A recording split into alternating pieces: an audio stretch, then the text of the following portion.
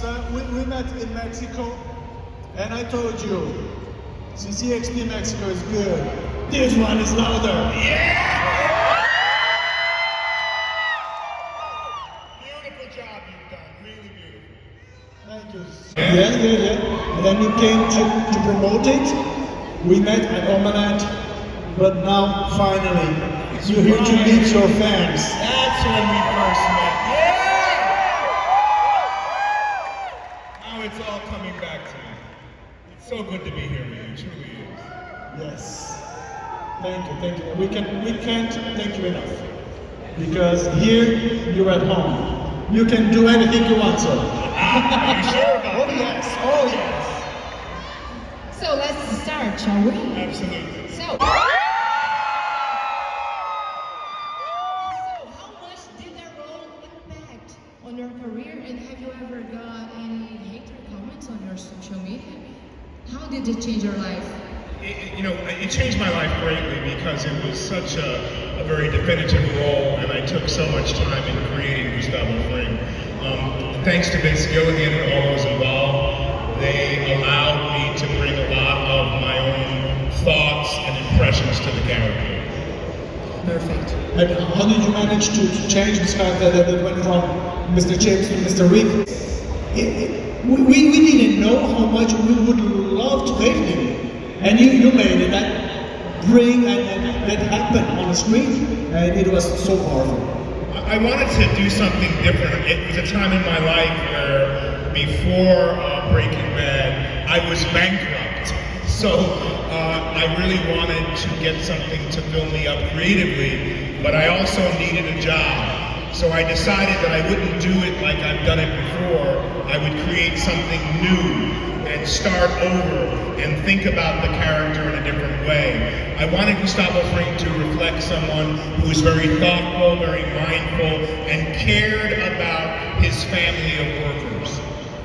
Sure, and we know that Walter White and Gus Fring are two of the brilliant minds to ever grace the same show, right? So I want to know who folks think is the ultimate mastermind, and I'm gonna ask you, okay? Who is Team Walter White? Yeah. And who's Team Gus Fring? We have a winner. I think so. We are not the same. Oh, that's you. Amazing. And how was of the series? Because you were at Albuquerque all the time to shoot it? The show was shot in Albuquerque, New Mexico, which is a very different place. It's a character within itself in the show, and it has a very different vibration. It's a little slower than Sao Paulo, it's slower than New York, so you get the opportunity to settle into a different kind of rhythm, which is why I created the rhythm I did for Gustavo. He was someone who was very thoughtful and gave time and import to the things that he said. He was also an observer of people. When you observe people and you really give them all of your attention, they feel it. And people need attention, they need to be paid attention to. So it started to make his interactions on a character level very important. You were saying before that you were bankrupt when you started. And we have a very bad financial crisis here in Brazil. I mean, all around the world. So if you can give them any tips how to work this as something to make you creative, how to bring this, find strength in a time like this. I can only look at all the great human beings who went bankrupt in the world. Tesla, no one believed in his inventions when he started. Thomas Edison went bankrupt 3 or 4 times. Henry Ford. So when things are bad, you build. That is what I do. During pandemic, I built through my vision and invitation. I invited projects and inspiration to come to me so that when pandemic was over, I would have projects to do. So when things are bankrupt, even financially, you have to think of ideas. It doesn't cost money to have an idea. It takes energy, and we're all energy as human beings. So if you have the energy to convince partners to come in with you to do something like this, then you can create it for yourself. You have to be a salesman and convince people that your idea has merit and that can garner some truth and that can help people and bring people up. So my idea is that when things are tough in government and in finances, you question the authorities as to, are they doing the right thing for you?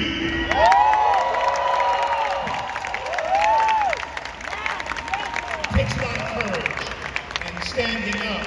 But when you think about it, we elect one person or maybe a few people to do our bidding. So we have to be more careful about who we choose.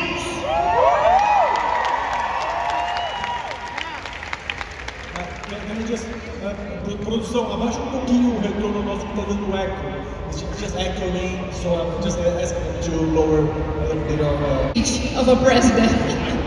Okay, sorry, back to our script here. Go on. You want to talk about The Boys, Fernani? The Boys? What show is this? The Boys is amazing. We love to have you back. I'm happy to be back. We're going back in January for the 5th season. Very excited. I love this show, The Boys, because it represents human beings. Because in my mind, we are all superheroes. And it's the truth. It's if you know and you can identify your superpower, then your life changes. Because then you believe in yourself in a different way. The Boys is a show about superheroes with human emotions, right? So we all have to first deal with this person inside of us. Can I control me? Do I have the ability to have a vision for my future? Do I have the ability to express it in words? Do I have the ability to say to myself every day that I have talent and I'm going to fulfill that talent? So The Boys to me is a very special story. It's a crazy show, but it's a show that is about power and money and stardom and emotions. And if you're able to capture what this show is really about underneath it all, you can really, it can help you with your life. So what do I tell Homelander?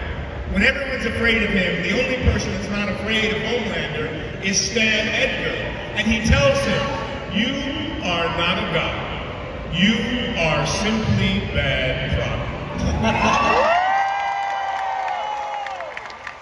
I love this line because the guy has so much ego and he thinks so much of himself, but he uses force with all of those around him. So when you think about it, he's very confident. And many of us are not confident. We need to have his confidence, but then we need to transmute the force that he uses to control people. We need to transmute that to love. And that love can transfer and transmute people in the same way and keep them on your side.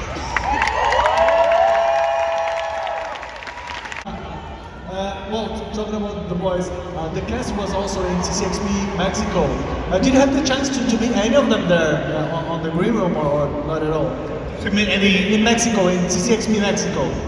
The casting of The Boys was there at the convention. Yes, I had a chance to see, of course, my dear Homelander, who is absolutely lovely. He's a lovely human being.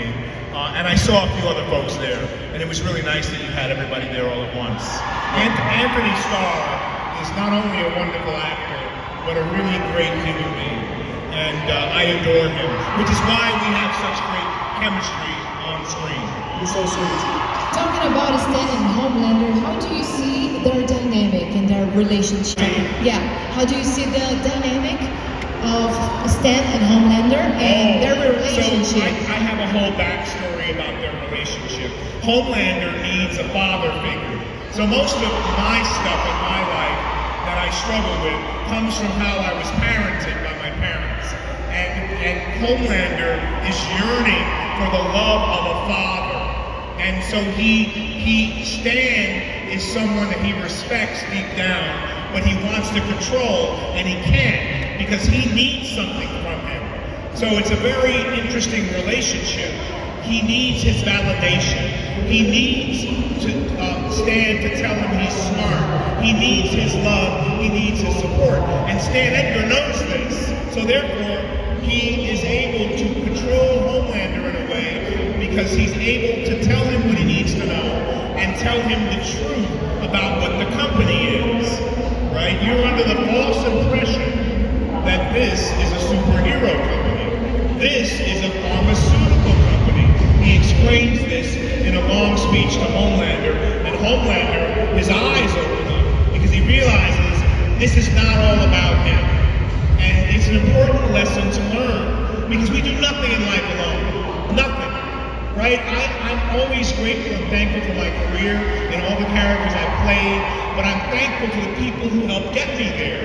Those are not only the people who supported me and gave me advice when I didn't think I could make it, but also the people who hired me, the casting people, the people who took a chance and said, I think this guy has something that we want. You have something I want. And believe it or not, every one of you in the audience has something special. That's why we're human beings. We all have a superpower. We have something special inside of us that will propel us to where we want to go if we have the vision to go there. So I always say, there's nothing you can't do if you put your mind to it and put your heart and soul behind it. You can do whatever it is you want to do. For you've just played Mayor Cicero's in Francis Ford Coppola's latest movie, which I love, Megalopolis. It was a movie that was very divided, but in my opinion, it was so different from everything that we've been watching recently. So that stands alone as a masterpiece that people with the time will see as brilliant as it is. I would like to talk a little bit about this work with Francis and talking about Cicero's, because he's a character that is there to not accepting the world as it is, right? Yeah, I love working with Francis Ford Coppola. I think he's a genius.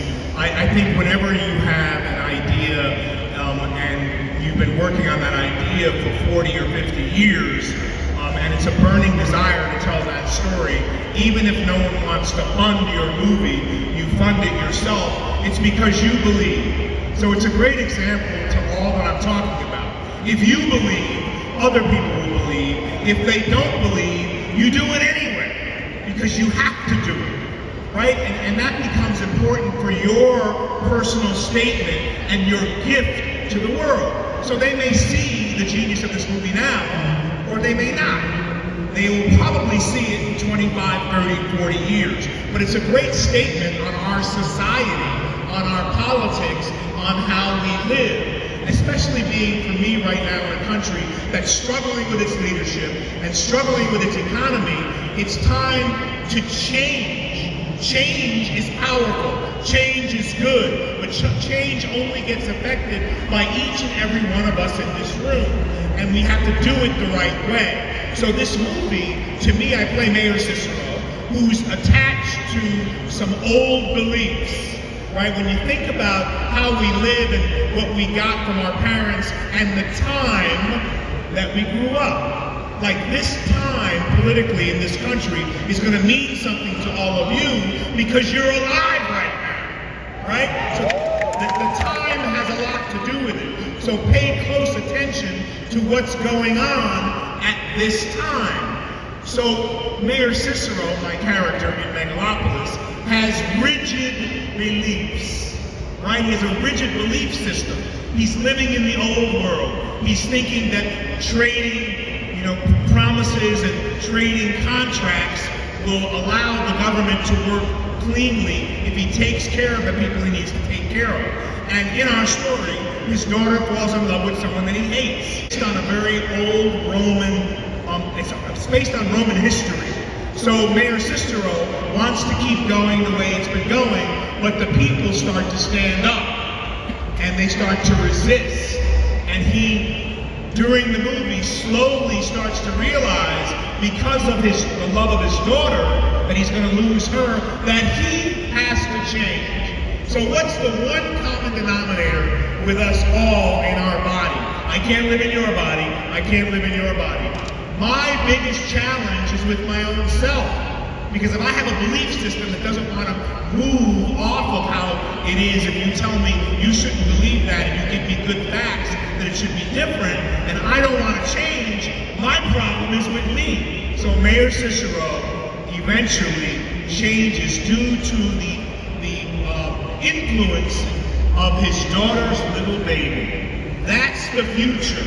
And when you can see the future properly, and you know you've been living in the past, what do? You change.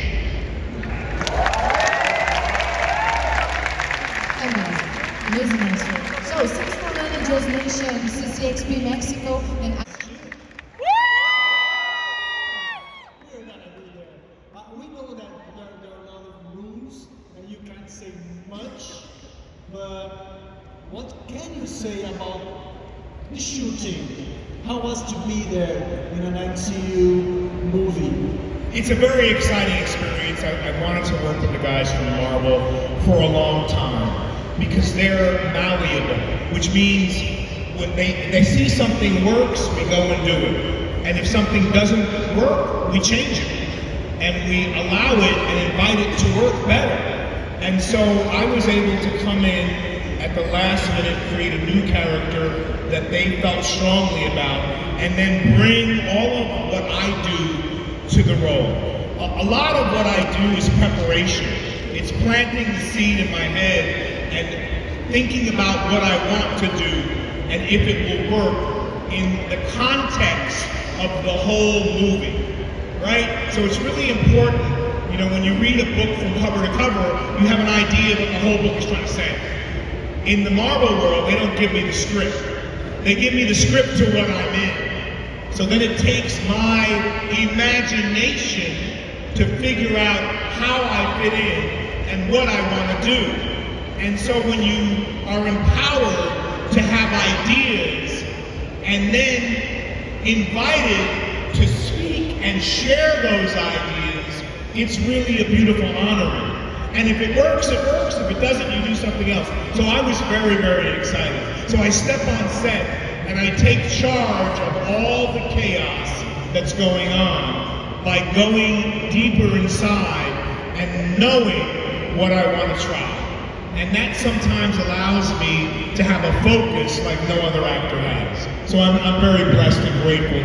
The process is everything, right? That preparation that you do for your next job, no matter what it is important, because those are the building blocks that you will build the building on. And so you can change the color of the bricks, you can change the color of the walls, but you have to have an idea of what the structure is going to be. And will it hold all that you want to put into it? So when you strengthen that outline, that structure in building, in acting, in business, in your life, you become formidable.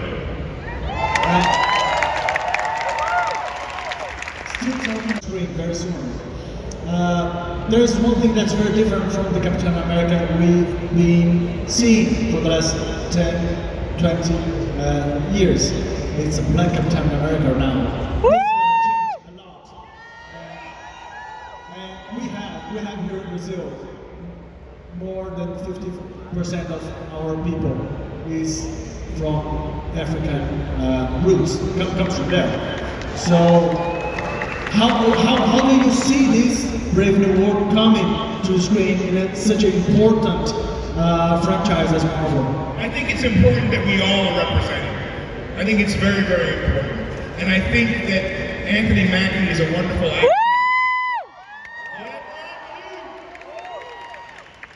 and you've seen him in this Marvel world, and you can relate to him because he's someone who came up through the ranks, right? So he's done his time. You gotta put in the time. To get the juice out of what you're doing, you gotta put in the time. They say you can't lead unless you can follow. If you can follow, and you've been a good soldier, and you've been observant, and you paid attention to what the people need, then you can lead, because you have an idea of how to lead justly.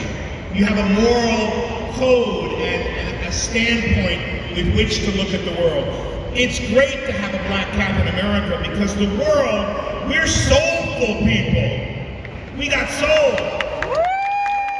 All that you bring with your culture and your language and thinking of the moment where this country broke away from Portugal and said, we are people. These are important moments. That defines who you are and your soulful presence.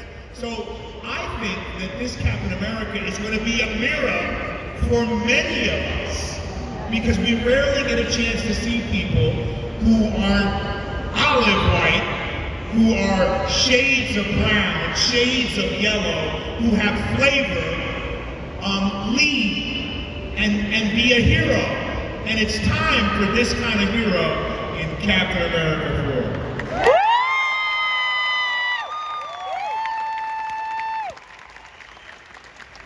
It's hard to believe that this fun and cool guy plays so many villains in the screens. Is what? Are violence your favorite type of character? I am an evil man. You know, at present, okay, so,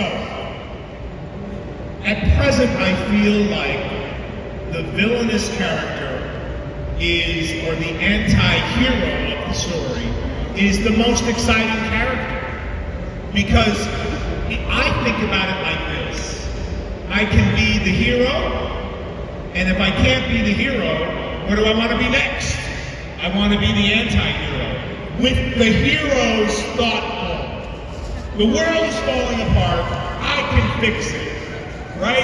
Now that may be a lot of ego, which it is, and a lot of hubris, which it is, but it's exciting to watch someone try to fix it in many ways. Now, Captain America 4, I venture to say I'm a little bit more violent than you've ever seen me. This is a character you've never seen me play. But it's visceral, it's active, and it's alive. And so, yeah, the bad guys have me feel like I'm alive. One thing that I love is how you really that you could disguise yourself. And we have Baby Dragon's here. Baby Dragon here to help. Give it up to Baby Dragon, guys!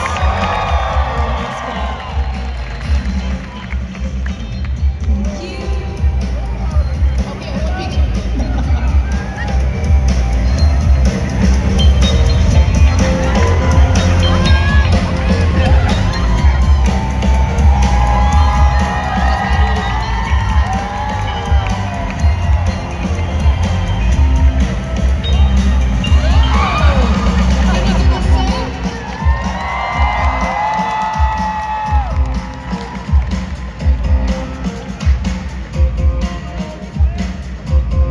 Amazing. So, which one, Giancarlo? Which one would you choose if you had to choose a cosplay to Oh, we offer have to talk CCXP? about Maxine. Teddy Knight. Teddy Knight. Which one would I choose? Yeah. In what situation? To do a cosplay and walk for CCXP this time. If I was on the floor? Yeah, I want to be him. Teddy Knight, baby. Yeah, baby. that's my choice. Did anyone see Maxine? Yeah. Great movie. What are Asians for? Some famous villains of Brazilian TV shows. How about that? Okay, I'll try it. Okay, we're gonna help you. Okay, I need a lot of help. Yeah. So that's the challenge, Brazilian villain. So let's see. Go on, Forlani. Well, the translation is who said that this land was yours? In Portuguese. Quem disse que a boca é tua? Can you say that in Portuguese? Quem dice que boca tua? That's from Dadinho. Okay, next one. The translation is who wants to laugh has to make others laugh. Quem quer rir tem que fazer rir. Quem quer rir, tem que fazer rir.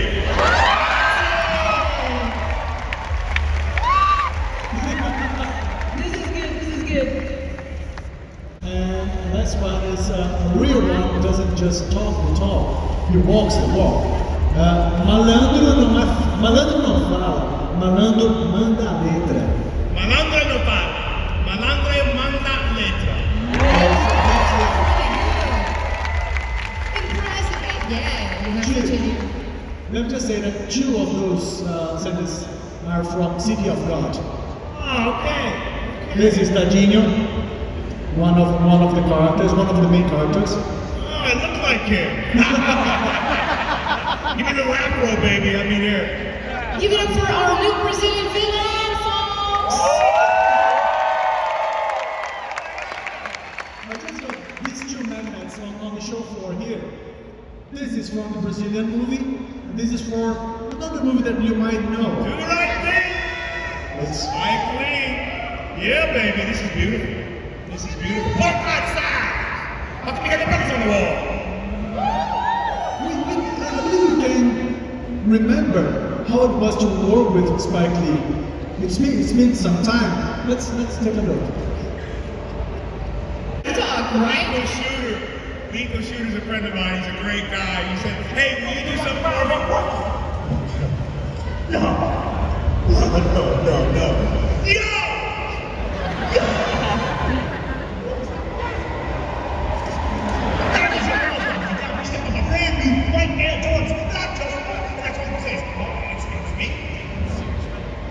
Flip-flop to protect you against distracted cyclists. Alright. Yeah. Baby Dragon's Baby coming. Dragon's coming. Hey, hey, hey, hey.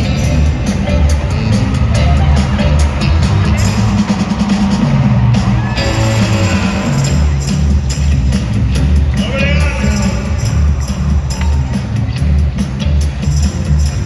This is for you. It has multiple uses. Can you open up? Yeah, multiple. Yes. The Jordans were too expensive. Yeah, Giancarlo Esposito.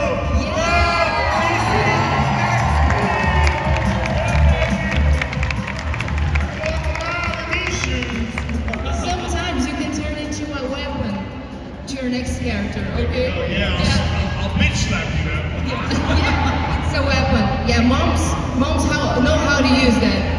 Fantastic. So, we have our orchestra here, and we heard you are a huge fan of music since you were a kid. So, we asked our orchestra to play a special theme just for you. What do you think of this? That's good.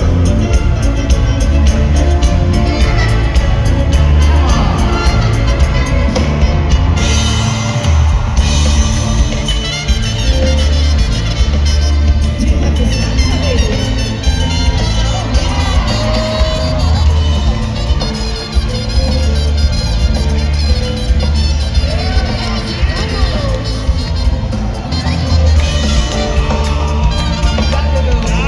Let's take a picture together.